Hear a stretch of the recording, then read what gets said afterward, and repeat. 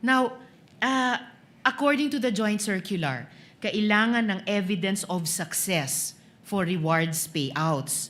So, itong tinatawag na evidence of success for rewards payments, naibigay po ba ito ng OVP? Hindi po, Your Honor. Naibigay po ba ito ng DepEd?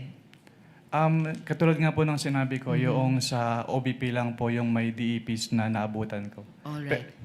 Pero hindi po naibigay ng OVP yung evidence of success for reward payments. Opo.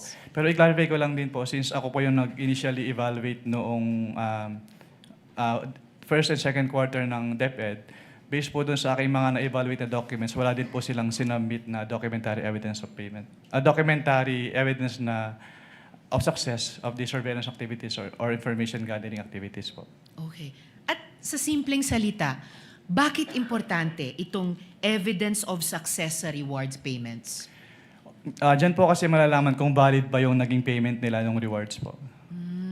So kasi dito sa acknowledgement receipt, makikita natin marami-rami po ito, no? Nakalagay na kapag claim sila ng reward. So huling tanong ko sa inyo, Mr. Witness, sa round na ito, ibig sabihin sa itong evidence of success for rewards payments, patunay na meron tayong napala. Merong napala ang gobyerno sa mga operasyong iyan. Yes po, Your Honor. Kaya po namin nire-require na i-submit po yun. Alright. Salamat, Mr. Witness. Salamat po,